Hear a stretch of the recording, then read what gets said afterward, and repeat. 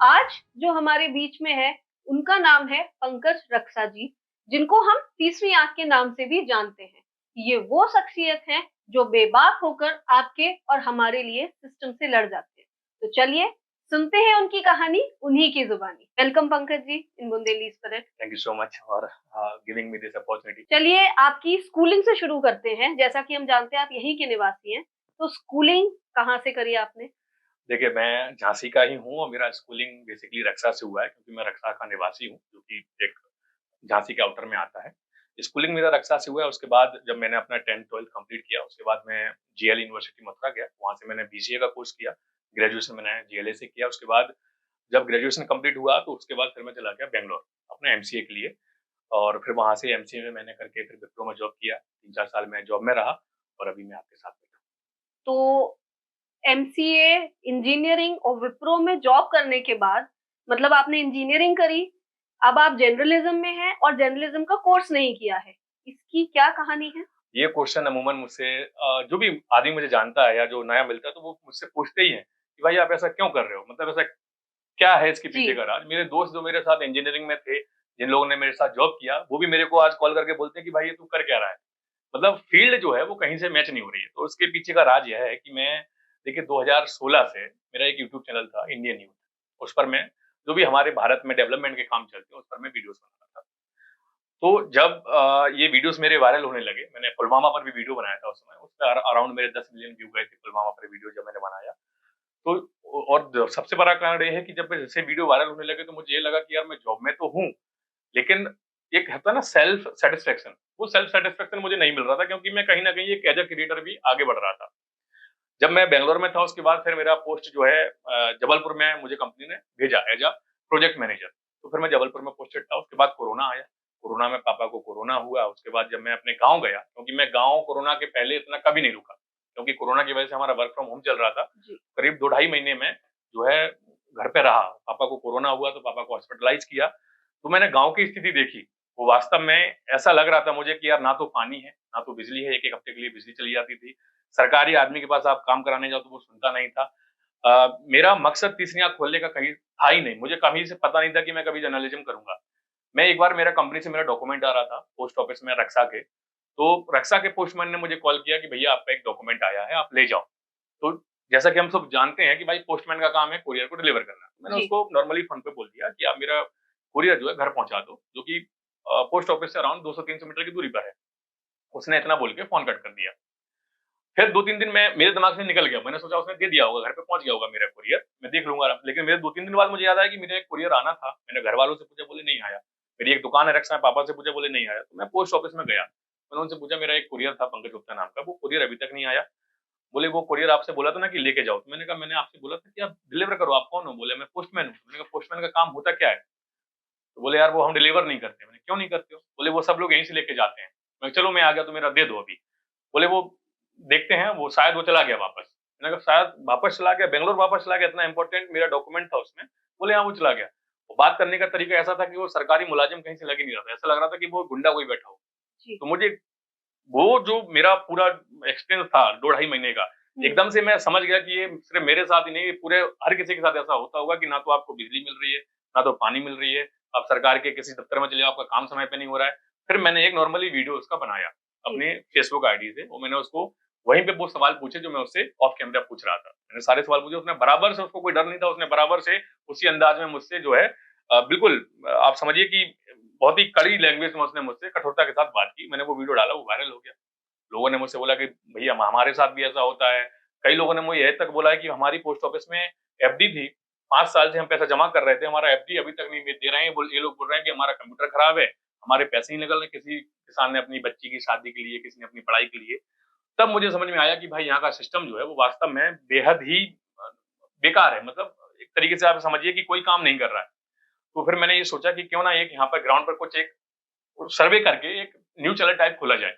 हुँ। क्योंकि हमारा work from home चल रहा था। मेरा ऑफिस से ही मैं 2-4-5 घंटे ऑफिस का काम करता था। उसके बाद जो है मैं अपना ये तीसरी आँख मैंने खोला। उसके बाद फिर मैंने तीसरी आँख पे वीडियोज़ बनाने शुरू किए। अब लोगों की जो आप समझ सकते हैं कि लोगों का जो होता है एक नज़रिया कि भाई लोगों की मुझसे आशा लग गई कि भाई कोई भी काम नहीं हो रहा है, पंकज भैया के पास चलो, पंकज के पास चलो, पंकज करा देगा। तो मैंने बहुत सारे लोगों का काम देखा। फिर यहाँ से जो है ये तीसरी आँख का ये जो न्यूज़ चैनल है यहाँ से शुरुआत हुई उसकी, और अभी मैं वही कर रहा हूँ। मैंने अभी जॉब पूरी तरीके से छोड़ दी है, तीसरी आँख कर रहा हूँ, थोड़े बहुत जो है अपने रियल एस्टेट का इन्वेस्टमेंट करता हूँ, तो उससे मेरे खर्चे चलते हैं। तो मोटिवेशन और इंस्पिरेशन हम इसमें किनको बोलें? मोटिवेशन आप बोल सकते हो कि भाई मेरा बस शुरू से ही मेरे गाँव से जो है लगाव रहा है। जी। मैं अभी भी, आप मेरा कोई भी सोशल मीडिया हैंडल देखेंगे तो मैं पंकज गुप्ता नहीं लिखता हूँ। जैसा कि आपने इंट्रोड्यूस किया मुझे, मैं पंकज रक्षा लिखता हूँ। जी। तो मैं ये सोचता हूँ कि भाई मेरा, अगर मैं जहाँ का निवासी हूँ, मैंने इतनी पढ़ाई की है, मुझे इतनी नॉलेज है, अगर मैं अपने गाँव के लिए कुछ ना करूँ, जी। तो कहीं न कहीं ये गाँव से एक एक तरीके से गद्दारी होगी कि भाई इतना पढ़ा लिखा होकर मैं सिर्फ़ अपने बारे में सोच रहा हूँ। तो इंस्पिरेशन कहिए, मोटिवेशन कहिए, मेरा गाँव ही मेरा इंस्पिरेशन है, मेरा गाँव ही मेरा मोटिवेशन है, जो कि मैं आज उसके लिए और अपने लिए भी, क्योंकि जो भी देखिए, मैं मुझे भी पॉपुलैरिटी मिल रही है। मैं जो ऑनलाइन करता हूँ, वीडियोज़ डालता हूँ, मिलियंस में व्यू आते हैं, उससे मुझे पैसा भी मिलता है, और उसी पैसे से, आप अगर वीडियोज़ देखते होंगे, तो मैं उसी पैसे से सोशल वर्क भी करता हूँ। जी। तो जो मैंने वर्ड यूज़ किया था बेबाक, हाँ। आपको डर नहीं लगता जैसे आप किसी से भिड़ते हैं, जब आप किसी से बातचीत करते हैं या उनके विपक्ष में जाके आप बोलते हैं, तो आपका मन में क्या डर नहीं आता है? देखिए, मैं आपको बताऊँ कि मैंने जब पहली बार वीडियो बनाया था पोस्ट ऑफिस का, तो जब मैंने देखा कि भाई जो भी बंदा सामने बैठ के मेरे ऊपर पहले चढ़ रहा था, जब मैंने कैमरा नहीं खोला था, और जब जैसे ही मैंने कैमरा खोला, उसके जैसे ही वीडियो बना, उसके बाद वो मुझसे बोलने लगा, भैया वीडियो मत डालना, मैं आपका काम कर दूँगा। तो मुझे ये समझ में आया कि अगर आप गलत नहीं हो, तो आप किसी को भी एक्सपोज़ कर दो। अगर आप गलत नहीं हो, पब्लिक आपके साथ है, और अगर वो वास्तव में गलत है आदमी, तो फिर वो आपके लिए, आप उसके लिए कैसे भी लड़ सकते हो। तो एक तरीके से आप ये जो आप बोल रहे हो कि भाई आपको डर नहीं लगता है। देखिए, मैं ये कहूँगा कि अगर आप गलत नहीं हो, जो मैं बोल रहा हूँ बार-बार कि गलत अगर नहीं हो, तो आप किसी से भी लड़ो। सही के लिए लड़ोगे तो जनता आपके साथ खड़ी रहेगी, और जहाँ जनता आपके साथ खड़ी रहेगी, वहाँ आपका कोई कुछ नहीं कर सकता है। जी। हमने आपके बारे में जैसे आप हमारे पॉडकास्ट में आए हैं, तो रिसर्च तो बिल्कुल ज़रूरी है, आर-एन-डी चलती रहती है आप पे। तो हमको ये भी पता चला है कि आप एटीएम में भी सोए हैं, अच्छे परिवार से होने के बावजूद। बिल्कुल, मैं बताऊँ, एटीएम में मैं सोया था जब मैं यहाँ से बैंगलोर गया था। जी। क्योंकि बैंगलोर में हमारा कोई रिलेटिव नहीं है, बैंगलोर में हमारा कोई जान-पहचान नहीं है। मैंने सिर्फ़ एक ऑनलाइन फॉर्म डाला, मेरा एडमिशन हुआ।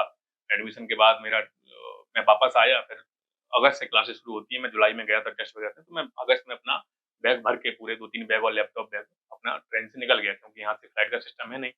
तो मैं ट्रेन से निकला, मेरी ट्रेन वहाँ पहुँचेगी शाम को 5 बजे, वो लेट हो गई। ट्रेन पहुँची करीब 10 बजे रात में।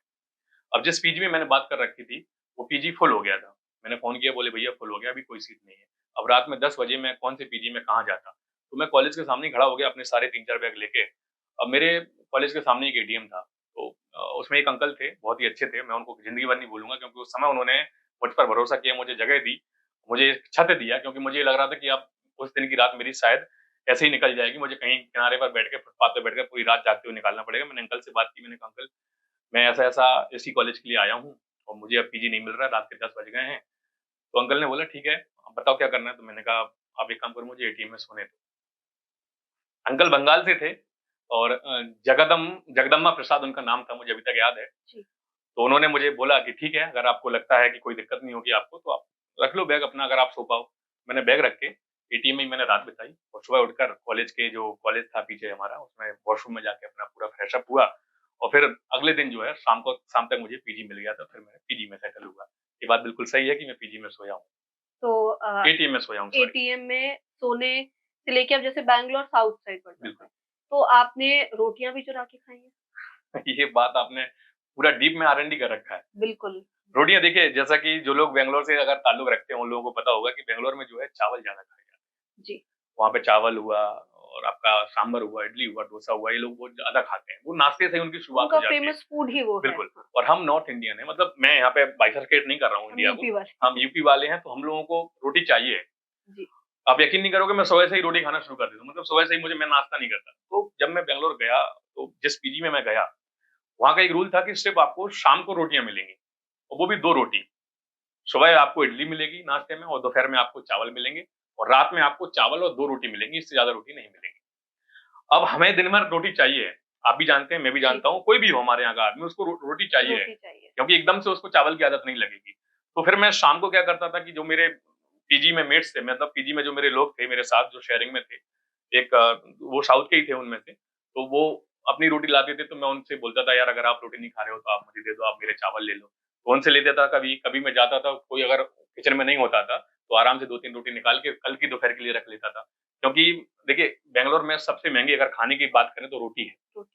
30-40 रुपए की एक रोटी उस समय में अगर आप अच्छी जगह पे खाने जाएंगे, क्योंकि ठेलों पे वहां रोटी नहीं मिलती, आपको होटल में ही अच्छी जगह पे ही रोटी मिलेगी, अच्छे होटल में ही रोटी मिलेगी आपको। आप चाहेंगे कि मैं ठेले पे कहीं खड़े होकर पराठे खा लूं, बेंगलोर में वो सिस्टम नहीं है, क्योंकि वहां आम जनता चावल और ये सब खाती है। तो अब उतना पैसा नहीं होता था कि हम भाई अच्छे होटल में जाके 400-500 का खाना खाएं। तो अब उसको मजबूरी कहिए या फिर मेरा स्ट्रगल पीरियड कहिए कि मैं उस समय वो हाँ 2-3 रोटियां 2-3 दिन में कभी दोपहर के लिए बचा के रखता था ताकि मुझे रोटी मिल सके। और मेरा जो, क्योंकि हम एक्स्ट्रा तो कुछ खाते नहीं थे कि भाई हमारा कहीं से न्यूट्रिशन चल रहा हो, बिल्कुल कहीं से बिल्कुल। एक्स्ट्रा डाइट हो, उसी डाइट पे हम लोगों को रहना होता था। तो इस वजह से मैं जो है रोटियां चुरा के खाता मतलब एटीएम में सोना, और जो हमारी रिसर्च थी बिल्कुल सही था। थी। बिल्कुल। आपका कोई ऐसा किस्सा जो हम जनता को बता सकें, जो जनता को नहीं पता हो?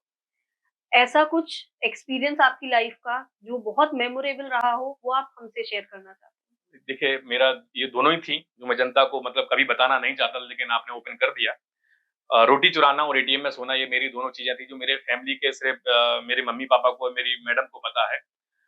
अब देखिए कई लोग इसको ये बोल सकते हैं कि यार इतने अच्छे परिवार से था, ये रोटियां चुरा के खाता था, ये घर से पैसे भी लेता था, ले सकता था एक्स्ट्रा, बाहर खा सकता था। लेकिन मेरा ये मानना है कि जिंदगी में अगर आप स्ट्रगल नहीं करोगे, जिंदगी में अगर आप कठिनाई नहीं देखोगे, ठोकर नहीं खाओगे, तो आप कभी भी अपने दम पर खड़े नहीं हो सकते। आपके पास कॉन्फिडेंस तभी आएगा जब आप किसी चीज में फेल होंगे। कहीं ना कहीं खाना प्रॉपर ना पाना में मेरा वो फेलियर था, कहीं ना कहीं पीजी ना मिल पाना समय पे मेरा वो फेलियर था। तो मेरा मानना ये है कि आप सक्सेसफुल तभी होगे जब आपने प्रॉब्लम्स को फेस किया होगा। आप यकीन मानो छोटी-छोटी प्रॉब्लम जो हम ज़िंदगी में देखते हैं, जी। जो वही प्रॉब्लम इतनी बड़ा सक्सेसफुल का रीज़न बन जाती है हमारा कि हम आराम से जो है कोई भी चीज़ को आराम से फेस कर सकते हैं। अब आज का आप देखोगे जो बड़े-बड़े लोगों के बच्चे होते हैं या जो मम्मी-पापा जिनका ज़्यादा ख्याल रखते हैं, तो मैं अपने पेरेंट्स से भी बोलता हूँ जो हमारे आस-पास को इस वीडियो को देख रहे हैं, हुँ। कि अपने बच्चों को प्रॉब्लम फेस करने दीजिए। क्योंकि आज वो प्रॉब्लम्स को देखेंगे, तभी उनको जो है जो किसी भी फील्ड में वो हो, तभी उनको सफलता मिलेगी। तो वो मेरा स्ट्रगल पीरियड था। स्ट्रगल पीरियड की एक और बात होती है कि कोई भी आदमी स्ट्रगल पीरियड को दोबारा देखना नहीं चाहता। जी। कोई भी नहीं चाहता कि भाई मैं जिस फेज़ से गुज़र चुका हूँ, वो फेज़ मेरी ज़िंदगी में दोबारा आए। तो मेरा वो फेज़ था, मैंने रोटियाँ जो चुराई, एटीएम में जो सोया, चलिए मुझे वो खुद भुगतना था क्योंकि सफलता भी मेरी अपनी है। जी। आज मैं जहाँ पर हूँ कि आप मैं जिस जगह पे मैं बैठा हूँ, आप मेरा इंटरव्यू ले रहे हैं, तो मेरे आप में मेरे अपने आप में मेरे लिए एक सफलता है कि जी। कोई मुझे सुनना चाह रहा है, आप मेरे वीडियोज़ पोस्ट करना चाह रहे हो, जनता मुझे सुनना चाह रही है, लोग भी मुझे कॉल करते हैं, तो मेरे लिए सफलता है, भले वो छोटी हो या बड़ी हो। कहने जी। का मतलब यही है कि भाई आप लोग स्ट्रगल को वो मत मानिए। आजकल के लोग प्रेशर में आ जाते हैं, युवा प्रेशर में आता है, बहुत सारे सुसाइड के केसेस आते हैं। हुँ, तो हुँ, वो एक तरीके से आप समझेंगे तो वो सॉल्यूशन नहीं है। हुँ। सॉल्यूशन यही है कि आप चीज़ों को फेस कीजिए, इतना कॉन्फिडेंस अपने अंदर रखिए कि कोई भी चीज़ आ इस जाए। चीज़ को लेके मुझे एक बात याद आई।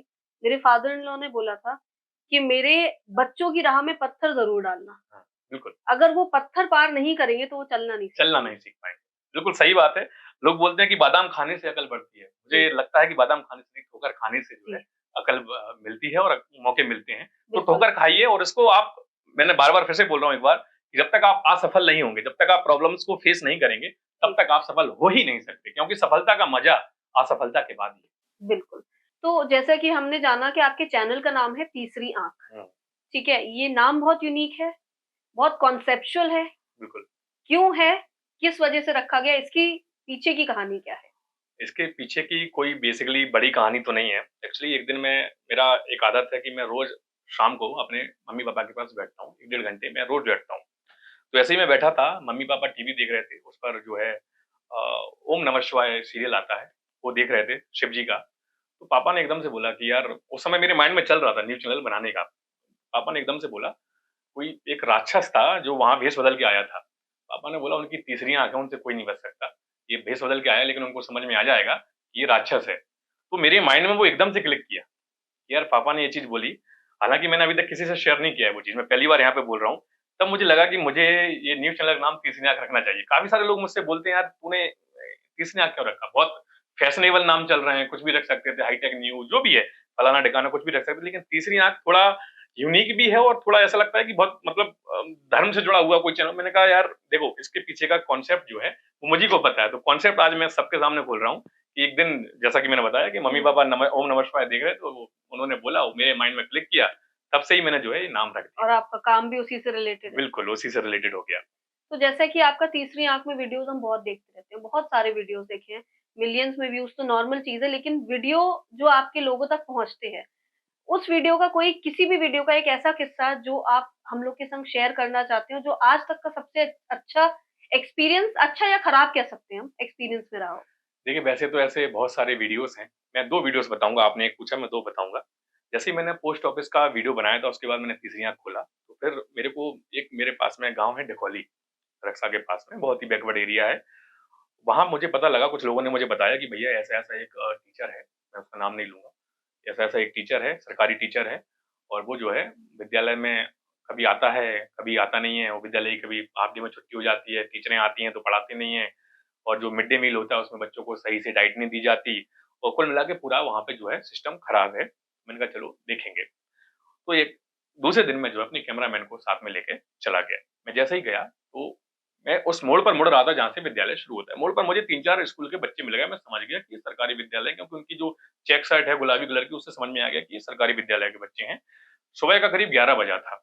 मैंने उन बच्चों से पूछा, वो वीडियो काफ़ी वायरल हुआ था, शायद आपने देखा होगा। मैंने बच्चों से जी, पूछा, आप कहाँ से आ रहे हो और इस समय यहाँ क्या कर रहे हो चौराहे पर? गर्मी का मौसम था, तो वो बोले कि भैया हमारे विद्यालय जो है ना बंद हो गया, छुट्टी हो गई। मैंने कहा छुट्टी हो गई? क्यों? बोले टीचर नहीं आई हैं, तो एक टीचर आए थे तो उन्होंने बोल दिया जाओ घर पे चले जाओ। एकदम से वो टीचर जो है, वो सामने आ गया और उन्होंने मेरे को बुलाया, बोले यार क्या कर रहे हो? मैंने कहा वीडियो बना रहा हूँ। बोले किस चीज़ का वीडियो बना रहे हो? मैंने कहा ये बच्चों को आपने कैसे छोड़ दिया अगर आप टीचर हो तो? क्योंकि आप पूछ रहे हो तो आप टीचर ही होगे। बोले हाँ मैं टीचर हूँ, जरा साइड में आओ। तो उसने मुझे धमकाने की कोशिश की, थोड़ा लेने देने की बात की, लेकिन वो वीडियो में क्लियर है सब कुछ। तो जैसे ही मैंने वो वीडियो बनाया, उसने मुझे धमकाया, उसने सारी चीज़ें की, सारा प्रेशर, फ़ोन लगवाए मुझे यहाँ-वहाँ से, वीडियो में साफ दिख रहा है, मैंने फ़ोन नहीं उठाया। उसके बाद वो वीडियो जैसे ही मैंने बनाया, वो वीडियो को मेरे पास, जैसे ही मैं वीडियो बना के घर आया, मेरे पास कॉल आने शुरू हो गए नेताओं के और जो उसके सहकर्मी थे, जो टीचर के मतलब सब मेरे गाँव में जो गवर्नमेंट टीचर थे, उन लोगों के फ़ोन आने शुरू हो गए। पापा के तक खबर पहुँच गई, भैया तक खबर पहुँच गई कि ऐसा-ऐसा वीडियो बना, भैया के फ़ोन आ रहे हैं पापा के, तो मैंने अपना फ़ोन स्विच ऑफ किया। कार उठाई, लैपटॉप रखा, कैमरामैन को बिठाया, मैं चला गया सोफ़ा-वोफ़ा बाँध। मैंने कहा मैं घर पे रहूँगा तो वीडियो डल नहीं पाएगा क्योंकि प्रेशर बहुत आ रहा था। तो फिर मैं वहाँ जाकर रास्ते में मैंने हाईवे पर पूरा वीडियो अपलोड किया, मैं रात में 10 बजे करीब घर आया। उसके बाद दूसरे दिन मुझे पता लगा कि वो जो टीचर है और मतलब और जो गाँव वाले हैं वो सब एकजुट हो गए हैं और उसने टीचर पे, गाँव वालों ने जो है टीचर पे प्रेशर बना के सारी सेवाएँ जो है दुरुस्त कर दी। मुझे बहुत अच्छा लगा कि मेरी एक पहल से जिन गरीब बच्चों को, क्योंकि देखिए गरीब बच्चे कभी प्राइवेट स्कूल में नहीं पढ़ सकते। अगर आप हम और आप शायद अफोर्ड कर लें कि अपने बच्चों को हम इंग्लिश मीडियम में पढ़ा दें, सीबीएसई बोर्ड में पढ़ा दें, लेकिन उन बेचारों के लिए सिर्फ एक ही ऑप्शन है, सरकारी विद्यालय। और ऐसा नहीं है कि सरकार सरकारी टीचरों को तनख्वाह नहीं दे रही, अच्छा खासा पेमेंट उनको मिलता है। अच्छा खासा, हाँ, प्राइवेट टीचर के कंपैरिजन में उनको अच्छा बहुत पेमेंट अच्छा मिलता है। मिलता है। और अगर मुझे यही दिमाग में चीज़ क्लिक कर रही थी कि इनको इतना अच्छा सैलरी मिलता है, दिन भर इन्हें कोई सिर्फ पढ़ाने के लिए सैलरी मिल रही है, अगर आप वो ही ना करें, मैं बोलता हूँ चलो 10% आप आटे में नमक बराबर कर लो, कि भाई अपना पर्सनल काम आप 4 घंटे पढ़ा रहे हो तो आधा घंटे 1 घंटे कर लो, बाकी जी, बच्चों को दो। लेकिन आप अगर नमक में आटा मिलाएँगे तो वो एक तरीके से उल्टा हो जाएगा। तो वही चीज़ बिल्कुल। मैंने उस वीडियो को बना के, मतलब वो उसी विचार के साथ उस वीडियो को बनाया, तो मेरा इतना अच्छा एक्सपीरियंस रहा था कि जो आस-पास के स्कूल्स थे उसकी वजह से वो भी सुधर गए थे। जी, और अभी तक अगर मैं, अब वीडियोज़ के लिए अभी भी कॉल आते हैं। अब होता क्या है, जैसे ही मैं स्कूल पहुँचता हूँ, तो टीचर लोग जब मुझे देखते हैं तो वो वीडियो बनाने के पहले ही सरेंडर कर देते हैं। वो बोलते हैं भैया वीडियो मत बनाओ, जो भी कमियाँ हैं हम पूरी कर देंगे। तो लोग मुझसे बोलते हैं कि अब आप वीडियो क्यों नहीं बनाते हो विद्यालयों की? मैं जाता हूँ बनाने, लेकिन जब सामने से लोग बोलते हैं कि आज के बाद आपको कोई कमी नहीं मिलेगी, अगर कमी मिले तो आप जो है वीडियो बना देना। तो फिर मैं वहाँ पे मैटर को क्लोज़ कर देता हूँ, उनको समझा के आता हूँ कि आप ठीक है ऐसा-ऐसा कर। दूसरा मैं किस्सा सुनाऊँगा आपको। एक हमारे रक्सा के ही पास में एक बमेर है। बमेर से एक थोड़ा-सा छोटा-सा पुरवा पड़ता है, उस पुरवा का नाम मैं भूल रहा हूँ। वहाँ से एक रास्ता है, उस समय, अभी का तो मैं काफ़ी सालों से गया नहीं हूँ, 2 ढाई साल से नहीं गया हूँ। उस समय जब मैं गया था, लोगों ने मुझे वहाँ बुलाया, तो आप ये समझिए कि वहाँ लगभग 300-400 लोग रहते थे। वो जो रास्ता था लगभग 4-4 फीट, 5-5 फीट तक पानी था उसमें, बरसात के मौसम में। तो मुझे एक चीज़, उस समय मेरी वाइफ़ प्रेग्नेंट थी। तो मुझे एक चीज़ ये माइंड में क्लिक की कि यार, 1 दिन पहले मेरी वाइफ़ को पेन हुआ था, मैं तुरंत उसको अस्पताल लेके चला गया था। तो मेरे दिमाग में चीज़ क्लिक की कि अगर यहाँ पे कोई प्रेग्नेंट महिला होगी और उसको अगर इमरजेंसी होगी तो वो कैसे जाएगी? क्योंकि पानी इतना भरा है, कोई व्हीकल तो आ नहीं सकता, एम्बुलेंस आ नहीं सकती। तो उन लोगों ने बोला भैया, हमने और भी पत्रकारों को दिखाया, वो बाहर से ही फ़ोटो क्लिक करके चले गए और अभी तक कुछ नहीं हुआ।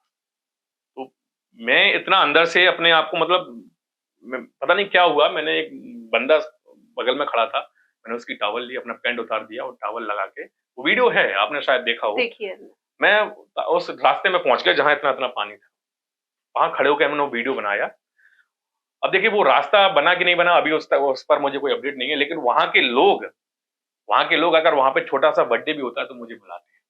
वहां पर अगर कोई फंक्शन होता है, शादी विवाह होते हैं, तो बोलते हैं भैया आपको आना पड़ेगा, क्योंकि आपने वो काम किया, आपने हमारा दर्द समझा। तो वो एक इंसिडेंट है जिसको मैं नहीं भूलूंगा, और ऐसे तो बहुत सारे हैं, लेकिन ये दो दो इंसिडेंट ऐसे थे जो फिर मुझे उनसे ही मोटिवेशन मिलने लग गया कि भाई अब मैं जो हूँ मैं यहाँ पर रुकूंगा नहीं, और अभी तक मैं जो है वो चीज को कंटिन्यू कर रहा हूँ। बिल्कुल। जैसे कि अब आपके चैनल को हर कोई पहचानता है, इवन आपके नाम से ज्यादा वो तीसरी आंख चलता है। बिल्कुल। तो आपको और चैनल, न्यूज चैनल से ऑफर्स आए होंगे? बिल्कुल बिल्कुल।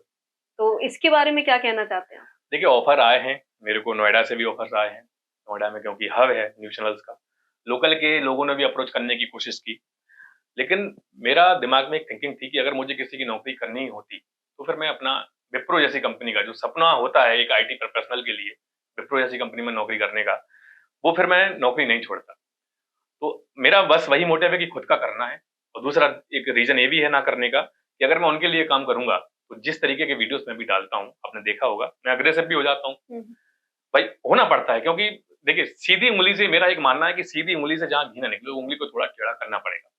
तो आपने काफी सारे लोग मुझसे बोलते हैं यार इतना अग्रेसिव होने की जरूरत क्या है, क्योंकि मैं पहले उनसे वीडियोस के पहले विनती करता हूँ कि भाई ऐसा कर दो। जब नहीं करते हैं तो वीडियोस में मुझे अपना अग्रेशन दिखाना पड़ता है, तभी वो लोग आ काम ही करते जाता हैं। होगा। हाँ, तो जो बात आपने कही है कि भाई आपको ऑफर्स आए होंगे, डेफिनेटली आए हैं, और ज्वाइन ना करने का रीजन मैंने बता दिया कि मैं खुद के लिए, खुद के गांव के लिए और खुद के लोगों के लिए करना चाहता हूं। मैं शुरुआत अपने गांव से बुंदेलखंड तक के लिए करना चाहता हूं, और फिर आगे भगवान की, प्रभु की मर्जी है, जहां तक जाएंगे वो, जहां तक लेके जाएंगे वहां तक हम जाएंगे। बिल्कुल। तो विप्रो में जॉब नहीं करते आप, न्यूज चैनल के ऑफर ठुकरा दिया आपने, तो मोड ऑफ पेमेंट क्या रहता है? मतलब आपके पास इनकम, सोर्स ऑफ इनकम क्या है आपका? बहुत बढ़िया सवाल आपने किया है, और ये मेरे भाई हैं, यूथ है, उनके लिए भी बहुत जरूरी है। देखिए काफी सारे लोग ये बोलते हैं न्यूज चैनल में होगा तो ये सेटिंग कर लेता होगा, लेता देता होगा।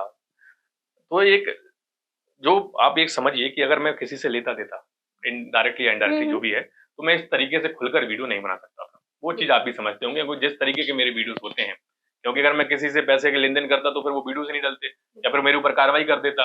मेरे पास फोन उस तरीके के आते कि भैया आप पैसा ले लो और वो वीडियो डिलीट कर दो। आप यकीन नहीं मानोगे, करीब 2 महीने पहले की पुरानी बात है, मेरे यहाँ एक कॉलोनी पड़ती है, रक्षा में एक कॉलोनी है जहाँ आदिवासी लोग रहते हैं। वहां पे एक रोड डल रहा था, तो रोड ऐसा डला था कि जैसे ही रोड डला 2 दिन में वो रोड उखड़ना शुरू हो गया। मैं वहां जाकर वीडियो बनाया, उखाड़ते उखाड़ते हाथों से रोड उखड़ रहा था, वो दिखाया मैंने, और वीडियो मैंने पोस्ट कर दिया। अब आप इसको इत्तेफाक समझिए, जो भी समझिए, जब मैंने वीडियो डाला 2 दिन बाद मेरे पास फोन आया, मेरे रिश्तेदार ही हैं, उनका नाम नहीं लूंगा, उनका वो टेंडर था रोड का, उनका फोन आया, बोले भैया अपने लोगों को तो छोड़ दो। मैंने कहा मेरे पास नंबर सेव नहीं था, मैंने कहा कौन बोल रहा है? उन्होंने इंट्रोडक्शन दिया कि हम ये बोल रहे हैं और आपकी बुआ के कुछ लगते हैं, परिवार के ही हैं। तो फिर मैंने उनसे पूछा, मैंने कहा बताइए। बोले यार वो वीडियो डिलीट कर दो, हमारे ऊपर बहुत प्रेशर आ रहा है, लखनऊ से टीम आ रही है रोड की जांच करने के लिए। मैंने कहा देखो आप रिश्तेदार हो, अच्छी बात है, आप मेरे स्टूडियो में आ जाओ या ग्राउंड पर आ जाओ, आप कमिटमेंट कर दो कि मैं इस रोड को दोबारा बना देता हूँ, और मुझसे गलती हो गई, आप गलती मान लो, आप कमिट करो कि हाँ मुझसे हो गया, आगे से गलती नहीं होगी। मैंने कहा मैं वीडियो प्राइवेट कर दूंगा, क्योंकि मैं किसी का यहाँ धंधा पानी छीनने नहीं आया। उन्होंने बोला कि हम शुरुआत नए नए हैं, और उन्होंने एक बात ये भी बताई उन्होंने कि हमें कमीशन देना पड़ता है आगे पीछे जो भी है। मैंने कहा देखो वीडियो डिलीट तभी होगा जब आप हमें कमिटमेंट दोगे कि भाई रोड बनेगा, और आप पब्लिक में जाके बोलोगे कि आगे से गलती नहीं होगी। उन्होंने माना वो चीज, उन्होंने उसको रोड को दोबारा बनाया भी, तो मैंने उस वीडियो को प्राइवेट कर दिया। क्योंकि देखिए मैंने जैसा बोला है कि मुझे किसी का धंधा नहीं छीनना है, मुझे किसी की रोजी रोटी नहीं छीनना है। हो सकता है उनसे एक गलती हो गई हो, वो क्या कोई भी मानेगा। जैसे एक स्कूल में गया था तो उन्होंने कहा भैया गलती हो गई, आप वीडियो नहीं डालना, आगे से ऐसा कुछ नहीं होगा, तो मैंने उनका भी वीडियो नहीं डाला। क्योंकि एक मौका मुझे लगता है सबको मिलना चाहिए, क्योंकि यहाँ पर लोगों को ऐसा लगता है कि जो हम कर रहे हैं वो गलत नहीं है, आदत हो गई है लोगों के खून में वो हो गया। उन्होंने कहा सरकारी टीचर हैं, मतलब सरकारी नौकरी का मतलब हमें मेहनत नहीं करनी, हमें पढ़ाना नहीं है।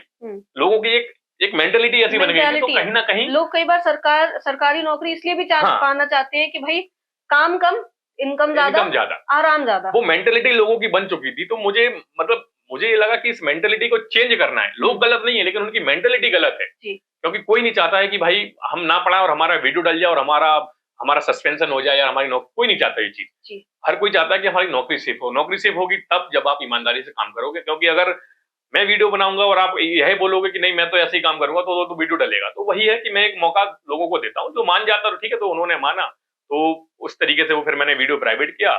और अब रही बात अर्निंग की, जो आके आपने पूछा है कि अर्निंग कहाँ से होता है, तो एक तो मैंने उत्तर ये दे दिया कि भाई यहाँ सिस्टम वो लेने देने वाला नहीं है, क्योंकि इतने कम में तो बिकने वाला मैं आदमी हूं नहीं, मैं अपना जमीन नहीं बेचूंगा भले कुछ भी हो जाए, क्योंकि मैं अपने लोगों के लिए जो कर रहा हूँ, मेरे लिए संतुष्टि, मेरे लिए लोगों का आशीर्वाद, वो सबसे बड़ी बात है। अब अर्निंग की बात जो रही है, जब आप भी इसी फील्ड में हैं, जब आप वीडियो डालते हैं फेसबुक पर या यूट्यूब पर, और उस पर जितने व्यूज आते हैं उसके अकॉर्डिंग आपको पैसा मिलता है। ये चीज मैं 2016 से जानता हूं, मैं कर रहा हूं, उसमें मैं माहिर हूं, कैसे व्यू आएंगे, कैसे पैसा मिलेगा मुझे पता है। तो मेरा मेन इनकम ऑफ सोर्स वहीं से है, मैं ऑनलाइन कमाता हूं, और उसी कमाई को मैं जो हूँ लोगों में सोशल वर्क के मैं यूज करता हूँ, उसी से मैं अपने इन्वेस्टमेंट भी करता हूँ। मैं रियल एस्टेट के इन्वेस्टमेंट करता हूँ, अपने प्लॉट लिया, बेचा, रखा, तो उससे मेरा जो है लाइफ स्टाइल पे काम चलता है, मेरे परिवार का खर्चा पानी चलता है। और जो सोशल वर्क के लिए मैं जो करता हूँ, वो अमूमन जो है, जो मैं ऑनलाइन कमाता हूँ, उसका लगभग 50% में जो है लोगों में, किसी भी लोगों में, पशु पर, हाँ, किसी भी तौर पर मैं कर देता हूँ। तो इनकम ऑफ सोर्स वो यही है कि आप अगर ईमानदारी से काम करेंगे, सोशल मीडिया पर एक ऐसी चीज है सोशल मीडिया की, जहां अगर आपने ईमानदारी से काम कर लिया, कोई भी फील्ड हो, मैं नहीं बोल रहा हूँ आप पत्रकार ही बनो, मैं नहीं बोल रहा हूँ आप सिंगर ही बनो, मैं नहीं बोल रहा हूँ कि आप पॉडकास्ट ही करो, आप कुछ भी करो, अगर आपके पास कोई भी छोटा सा टैलेंट है, आप उसको शोकेस कर सकते हो। तो सोशल मीडिया में इतना पैसा है, इतना पैसा है कि आप जो भी कर रहे होगे, जैसे मैंने विप्रो की नौकरी छोड़ दी, मैं इतना बोल सकता हूँ, क्योंकि घर बैठे बैठे आपको सारी चीजें, सारी सुविधाएं मिलेंगी, वीडियो बनाना है, डालना है, बस ईमानदारी से काम करना है। तो यूथ के लिए भी एक बड़ा मोटिवेशन हो सकता है कि भाई ऑनलाइन पैसा मिलता है, वो भी डॉलर में मिलता है, शायद आपको ऑनलाइन पैसा मिलता है। और यूथ जो आजकल है ना, कि ये सब जनता से मेरा बहुत रिक्वेस्ट वाली बात है कि आप सोशल मीडिया पे वायरल होने के लिए कुछ भी मत करिए। आपको पैसा भी मिलेगा, आप वायरल भी होगे, लेकिन आजकल जैसे मैं कुछ वीडियोस में स्टंट करती हूँ उसमें, बिल्कुल वो स्टंट आप देखिए कई बार खतरनाक होते हैं। माँ बाप कैसे अपने बच्चों को पालते हैं और 1 सेकंड में जान चली जाती है बच्चों की। तो आप वायरल होने के लिए कुछ भी मत करिए। सोशल मीडिया पे कुछ ऐसा करना है तो प्लीज आप इंस्पायर होइए, यहाँ से इंस्पिरेशन लीजिए। कुछ भी ऐसा करिए जिसमें आप सेफ हो, आपके माता पिता निश्फिक्र होकर आपको भेजे, और आप उसको सोर्स ऑफ इनकम बिल्कुल बनाइए। तो इस बात को जोड़ते हुए आप क्या कहना चाहते हैं? आपने बिल्कुल बात सही कही है। झांसी के भी हमारे कुछ युवा हैं, मैं देखता हूँ वीडियोस कि भाई वो पब्लिक में जा रहे हैं, खड़ी धूप में, कोई भी आ रहा है एकदम से उसको डरा दे रहे हैं। वो प्रैंक वीडियो जो होते हैं, भाई किसी को भी धमकी दे रहे हैं, प्रैंक वीडियो जो होते हैं। और भाई अगर लड़का है उसने लड़की के कपड़े पहन लिए, जो कपड़े अमूमन दिखाना नहीं चाहते, वो कपड़े पहन के पब्लिक में घूम रहे हैं, और लोगों को मतलब इस तरीके जो वीडियोस होते हैं, देखिए कहीं ना कहीं मुझे ये लगता है कि यूथ को ये लगता है कि हम कुछ भी डालेंगे, हम वायरल होंगे, हमें पैसा मिलेगा, हम पॉपुलर होंगे। ऐसा नहीं है। हर कोई हर फील्ड में सक्सेसफुल नहीं हो सकता। अगर मैं ये प्रैंक वीडियोस करने लग जाऊं, मुझे पता है कि भाई वीडियोस में पैसा है, सोशल मीडिया पे पैसा है, मैं साइड में ये भी कर सकता हूं, लेकिन मुझे पता है मैं उसमें सक्सेसफुल नहीं हो सकता। वो कहीं ना कहीं प्रैंक वीडियोस भी अगर आप बना रहे हो तो उस तरीके के बनाओ जिसमें लोगों को हानि ना हो, एक पॉजिटिव मैसेज जाए। बहुत सारे लोग हैं जो करते हैं, एक पॉजिटिव मैसेज वो लास्ट में देते हैं कि हमें ऐसा नहीं करना चाहिए। जैसे एक वीडियो में देख रहा था कि एक लड़के ने जो है गाय को पॉलिथीन में कुछ खाना दिया, डायरेक्ट खिला दिया, दूसरा लड़का वहां से आया और पॉलिथीन खींच ली। तो उसने, सामने वाले ने उससे बोला कि आप गाय का खाना क्यों छीन रहे हो? तो उसने बोला मैं गाय का खाना नहीं छीन रहा हूँ, मैं पॉलिथीन छीन रहा हूँ, ये पॉलिथीन गाय के लिए जहर जैसा है, ये इससे इसकी मृत्यु हो सकती है। तो वो एक पॉजिटिव मैसेज भी दे दिया, और एक वीडियोस भी ऐसा बन गया, एक वीडियो भी ऐसा बन गया कि लोग उसको देखेंगे, क्योंकि उन्होंने वो चीज इस तरीके से दर्शाई। तो वो चीज आप इस तरीके से कर सकते हैं, आप बिना किसी को हानि पहुंचा के, हमारी संस्कृति को नुकसान पहुंचा के, किसी भी फॉर्म में, वो गलत है। आप ईमानदारी से काम कीजिए, पैसा है, आपके पास सिंगिंग का टैलेंट है आप सिंगिंग कीजिए, आपके पास डांसिंग का टैलेंट है आप डांसिंग कीजिए, नहीं है तो उसको सीखिए। बहुत सारी चीजें, कुछ भी आप कर सकते हैं। तो जो आपने बात कही है वो बिल्कुल सही है कि आज का यूथ सिर्फ यह सोचता है कि अगर हमारे पास कोई टैलेंट नहीं है तो हम सड़क पे जाके चिल्लाएंगे, लोगों को डराएंगे। आप समझिए कि एक दिल्ली में ऐसा ही प्रैंक हुआ था कि वो एक भूत का नकाब पहनकर रात में घूम रहा था, एक व्यक्ति को हार्ट अटैक आ गया था। वही मेरा कहना है कि ये बहुत ऐसी आसान चीज नहीं है लोगों के लिए, कई लोगों की जान चली जाती है। बिल्कुल चली जाती है। तो उसको कहीं ना कहीं यूथ को ये समझना होगा कि उसको पहले अपने अंदर एक खूबी लानी होगी कि भाई मैं इस चीज में परफेक्ट हूँ। बहुत सारे ऑप्शंस हैं, आप सिंगिंग करो, डांसिंग करो, अगर आप स्टंट करोगे, जो आपने स्टंट की बात कही है, तो एक बहुत बड़े बड़े यूट्यूबर, आप हिस्ट्री देखोगे तो बहुत बड़े बड़े यूट्यूबर, अभी रिसेंटली करीब 4-6 महीने पहले एक मैं यूट्यूबर का नाम बोल रहा हूँ, मिलियंस ऑफ फॉलोवर थे उसके, उसकी जान चली गई स्टंट के चक्कर में। वही तो ये एक बहुत ऐसा मुद्दा है कि बहुत ही, और माँ बाप कितने नाजों से पालते हैं आपको। हम एक ही वीडियो नॉर्मली देख रहे थे, वो पहाड़ों से साइकिल चलाता हुआ बच्चा उतर रहा है, और आप सोचिए उसमें क्षण भर में लगेगा कि बच्चे की मौत हो जाएगी। एक और वीडियो मैंने ऐसा देखा था कि एक महिला अपने बच्चों को स्विमिंग पूल में ऐसे फेंक देती है सिर्फ वीडियो बनाने के लिए। छोटा सा करीब साल भर का बच्चा होगा, सिर्फ वीडियो वायरल करने के लिए, क्योंकि ये चीज हर कोई देखेगा। आपके सामने भी वो चंद सेकंड का वीडियो आएगा, आप पूरा देखोगे कि ये ऐसा क्यों कर दिया इसने, सिर्फ वायरल होने के लिए। अब वो बच्चा, वीडियो कहाँ का था मैं नहीं बोल रहा हूँ, भारत का था, वो कहीं का भी हो सकता है कहीं ना कहीं, लेकिन ये सोशल मीडिया एक ऐसी चीज है कि जो आप कर रहे हो वो आपके दायरे तक लिमिटेड नहीं है, वो अक्रॉस वर्ल्ड उसका मैसेज जाता है। तो आप क्या मैसेज परोसना चाहते हैं, क्या लोगों को दिखाना चाहते हैं, वो आपके ऊपर है। और पैसा सिर्फ बुरी चीजों को करने से नहीं मिलता। जैसा मैं कर रहा हूँ, आप कर रहे हो, आप कितना अच्छा काम कर रहे हो, आप पॉडकास्ट कर रहे हो। आप समझिए हमारे बुंदेलखंड का पहला पॉडकास्ट चैनल आपका है। आप एक महिला होके इतना अच्छा काम कर रहे हो। मैं इसमें जेंडर को जस्टिफाई नहीं कर रहा हूँ, लेकिन जब आप कर सकते हो, आप घरेलू महिला हो, आपके पास और भी काम होंगे, लेकिन जब आप इतना अच्छा सेटअप करके इतने अच्छे कॉन्फिडेंस के साथ अपने पॉडकास्ट कर रहे हो, तो और जो लोग हैं हमारे यूथ हैं, वो तो भाई फ्री रहते हैं एक तरीके से मैं बोलूं, वो तो और भी कुछ कर सकते हैं। तो कहीं ना कहीं आपसे भी इंस्पिरेशन जो है लोगों को लेना चाहिए। आप इन्फ्लुएंस गलत चीज से ना हुए, इन्फ्लुएंस सही चीज से हुए। और बेशक ये सोर्स ऑफ इनकम हो सकता है, सोशल मीडिया बुरी चीज नहीं है, उस पे अच्छे को अच्छी चीज को दर्शाएं, बिल्कुल जैसे सर दर्शाते हैं। और भी बहुत लोग हैं, मैं सिर्फ सर के लिए नहीं बोल रही हूँ, आप ऑल ओवर यूट्यूब देखिए, आप सब जगह ये चीज दर्शाई जाती है। अच्छी चीज करिए और अपने माता पिता के लिए सेफ रहिए। बिल्कुल सही कह रही हूँ? बिल्कुल सही बात है, क्योंकि देखिए माता पिता जो हम लोगों को पालते हैं, मैं तो अपने माता पिता से इतना प्यार करता हूँ कि उनके बिना मैं कोई डिसीजन नहीं लेता। तो जब भी मैं कोई काम करने बाजार में निकलता हूँ तो सबसे पहले मैं उन्हीं के बारे में सोचता हूँ। और एक वो सबसे बड़ा कारण है मेरे मम्मी पापा की मैं बेंगलोर से यहाँ शिफ्ट हुआ। तो मम्मी पापा कैसे हमें पालते हैं, वो बेचारे आप समझिए कि उन्होंने जिंदगी भर, मेरे मम्मी पापा हो या हमारे बुंदेलखंड में अमूमन लोग स्ट्रगल ज्यादा करते हैं, क्योंकि हम लोग एक परिश्रमी लोग हैं। तो आपके माँ बाप ने किस तरीके से आपको पाला होगा, आप जो स्टंट कर रहे हैं या जो भी आप वीडियोस बना रहे हैं, एक बार अगर उनके बारे में सोचेंगे, अगर वो वीडियोस वो देखेंगे तो उनको कैसा लगेगा। अगर यूथ हमारा वो देखेगा, वो समझेगा, वो सोचेगा, तो शायद वो अपना नजरिया चेंज कर सकता है और एक सही ट्रैक पर आकर सोशल मीडिया को एक पॉजिटिव वे में यूज कर कर भी वो जो है फेमस हो सकता है, पैसे कमा सकता है।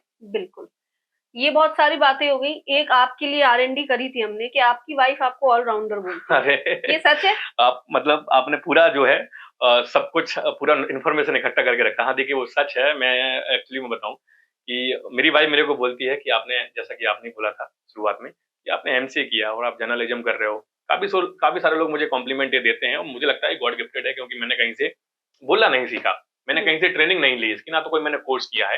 ये गॉड गिफ्टेड है। लोग मुझको बोलते हैं कि यार इतनी अच्छी एंकरिंग कैसे कर लेते हो। बहुत सारे हमने पत्रकार देखे, वो इतना अच्छा क्लियर क्रिस्टल नहीं बोल पाते, तो वो गॉड गिफ्टेड है। इसके अलावा एंकरिंग करता हूँ, एडिटिंग भी खुद कर लेता हूँ, वीडियोस भी खुद खुद पोस्ट करता हूँ। कोई एडिटर नहीं लगा रखा, बस एक कैमरामैन है, क्योंकि कैमरामैन तो चाहिए पड़ेगा। हाँ, इसके अलावा शेयर मार्केट भी थोड़ा बहुत करता हूँ, रियल एस्टेट भी करता हूँ। इसके अलावा थोड़ा बहुत जो है पेंटिंग वगैरह भी कर लेता हूँ। तो वो वाइफ कहती है सिर्फ मुझे ऑलराउंडर, क्योंकि उसको ये पता है कि मैं इतना सब कुछ करता हूँ। और मैं खुद को मतलब ये समझता हूँ कि मैं जितना बिजी खुद को रखूंगा, जितनी देखिए मेरे पास, मैं सबको कहना चाहता हूँ और आपको भी कहना चाहता हूँ कि अगर आपके पास कोई खूबी है तो आप उसको छोड़िए मत, क्योंकि जीवन एक ही बार मिलता है। आपके पास अगर कोई खूबी है तो उसको आप भले प्रायोरिटी सेट कर लीजिए। जैसे मेरी प्रायोरिटी है वीडियोस बनाना, मुझे वीडियोस बनाने में बड़ा आनंद आता है। आप यकीन नहीं मानेंगे, मैं किसी फंक्शन में भी जाता हूँ, मेरे दोस्त मुझसे बहुत परेशान है इस चीज को लेकर।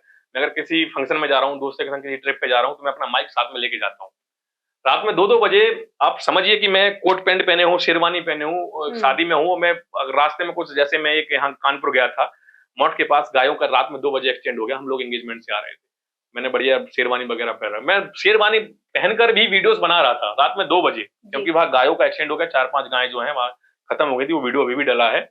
तो मेरे दोस्त बोलते हैं यार इतना क्या है, मतलब पागलपन काम के लिए। तो मुझे ये लगता है कि जिंदगी देखो एक ही बार मिली है, आप लाइफ को भी एंजॉय करो, लेकिन अपने काम को प्रायोरिटी सेट करके करोगे तो आपको बड़ा मजा आएगा जीने में। आपको कहीं से, देखिए टेंशन, हम लोग बोलते हैं ना खाली दिमाग शैतान का घर होता है, तो वो हम लोग खुद ही टेंशन जो हम लोग खुद अपने माइंड में क्रिएट करते हैं। अगर हम बिजी रहेंगे, जब आप बिजी रहेंगे तो अल्टीमेटली आप कुछ अच्छा ही कर रहे होंगे। आप बुरे काम में तो ज्यादातर लोग बिजी नहीं होते, बुरे काम में लोग भाई बुरा ही करते हैं और फिर जाके सो जाते हैं, दारू पीना जो भी करना है। तो अच्छे काम में आप बिजी होंगे तो अपना भी आपकी ग्रोथ होगी, आपको इनकम भी मिलेगी, डेफिनेटली आपका पॉपुलैरिटी भी बढ़ेगा। अगर आप एक अच्छी फील्ड में हो तो अच्छे काम में आप अपने आपको व्यस्त रखो, आपको हर एक चीज बड़ी आसानी से मिलेगी। क्योंकि जिंदगी में लोग बोलते हैं कि पैसा कमाना बहुत मुश्किल है और ये सक्सेसफुल होना बड़ा मुश्किल है। कुछ भी मुश्किल नहीं है। आप अपने माइंड को फ्रेश अप रखोगे, पॉजिटिविटी के साथ काम करोगे, मुझे मेरा मानना ऐसा है कि कोई भी चीज मुश्किल नहीं है। बिल्कुल, मतलब ऑलराउंडर वाली बात बिल्कुल सच है। कहीं ना कहीं सच है। तो मतलब मेरी जितनी भी रिसर्च थी आपके लिए बिल्कुल सही बैठती है। एंड आज आपको हमारे चैनल पे बुलाने का उद्देश्य ही ये था कि मोटिवेशन तो हम देते ही हैं, प्लस आप जो सोशल वर्क कर रहे हैं वो बहुत अच्छा कर रहे हैं, क्योंकि कई हद तक हम अपने लिए जीते हैं, अपने लिए करते हैं, अपना परिवार, अपने बच्चे। आप उन सबसे हटके, अब निश्चित सी बात है आपकी बेबी भी होगी, बिल्कुल वाइफ भी है, फैमिली भी है, तो उनको भी करते हो आप, लेकिन आप सोशल वर्क भी करते हो। ये बहुत अच्छी चीज है कि उस चीज में अगर हम करते हैं कुछ अपने लिए, कुछ दूसरों के लिए, तो एक वो मिलजुल के एक वो बहुत अच्छी बात हो जाती है, जो मैं लोगों से बहुत खास तौर से कहना चाहती हूँ। आप कुछ भी इनकम करिए, कुछ भी आप सोशल मीडिया से करिए, आप जॉब करिए, कुछ भी करिए, कहीं से भी सोर्स ऑफ इनकम आता है, उसका कुछ परसेंट आप एक बार दे के देखिए, खुशी मिलती है बिल्कुल। और सर का चैनल है तीसरी आंख, फॉलो जरूर करिएगा, क्योंकि आपको ऐसी अपडेट्स बहुत ज्यादा मिलती हैं। मैंने सर को फॉलो कर रखा है ऑलरेडी। और जो भी अगर आपकी कोई समस्या हो तो आप सर को कनेक्ट कर सकते हैं। सर बिल्कुल आपकी हेल्प करेंगे, जिस पल तक हो सकती है या जिस शर्त तक हो सकती है, सर आपकी हेल्प करेंगे। बिल्कुल सर। बिल्कुल सर, बिल्कुल मैम। देखिए, मैं मैम के बारे में ही बोलूंगा। इनका जो चैनल है बुंदेली स्पिरिट, मैंने पहली बार देखा था, आपने शायद 6-7 दिन पहले एक मेरे वीडियो में शायद कमेंट किया था, तो मैंने इनका इंस्टाग्राम देखा। मुझे देखकर लगा, पहली बात तो मुझे विश्वास नहीं हुआ कि हमारे झांसी में इस तरीके का कॉन्सेप्ट आप लेके आए हो, क्योंकि पॉडकास्ट जो अमूमन अभी चल रहे हैं, क्योंकि हम तो इसी फील्ड में हैं, वो वेस्टर्न कंट्रीज में ज्यादा है। अभी थोड़े बहुत पॉडकास्ट जो है वो फेमस यूट्यूबर्स जो हैं वो लोग करते हैं। और इस तरीके का कॉन्सेप्ट लाना, क्योंकि लोगों को ये लगता होगा कि आसान है यार, कुर्सी पे बैठ गए बोल दिया।